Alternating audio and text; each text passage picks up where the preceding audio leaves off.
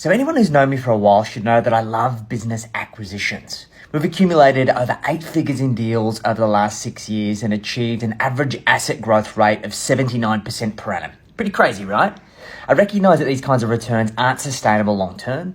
However, I'm confident that we can continue at a growth rate of 20 to 30% per annum. The key to our success with acquisitions is the due diligence process.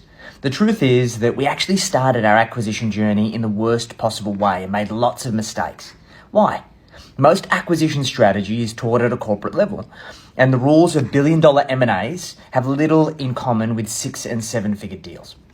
We believed that we could use our financial knowledge and common sense to convince a seller to part with their business below intrinsic value just because they had built an inferior business to comparables in the market.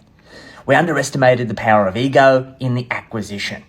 We tried to use numbers and figures to ask someone to discount their blood, sweat and tears invested over years. This emotional equity is typically the number one deal killer. The reality is that you're likely never going to buy a good business at a discount. Sure, there's unfortunate situations where sellers are forced to sell their business at a discount. However, these businesses and deals are often few and far between. So we need to go back to the drawing board and devise a strategy that priced in emotional equity and helped us calculate the likely ROI of an acquisition. The key to successful acquisitions comes down to the following: the strategic fit, the deal structure, the due diligence, the integration planning, the integration implementation, and external factors outside of your control. All aspects are important and come together to drive the success or failure of an acquisition. However, the majority of deal value for the acquirer is lost in the post-deal integration. In other words, acquirers buy businesses investing all of their time and energy up front and on settlement fail to allocate the time, effort and resources effectively to integrate the business and produce an ROI. We've seen multi-million-dollar deals erode eye-watering value because of risk factors overlooked in the due diligence process.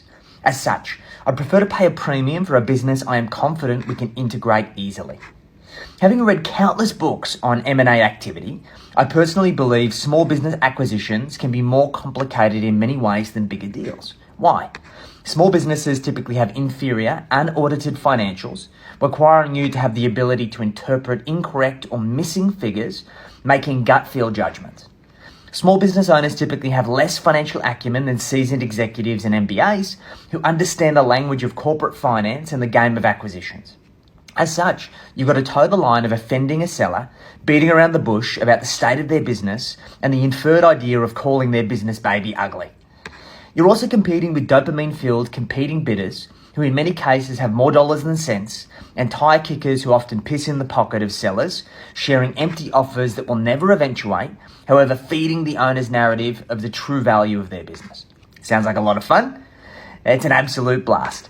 Now, if there's enough interest, I'm going to run a series on our end-to-end strategy and share insights from my friends who've structured hundreds of millions of dollars in small business deals.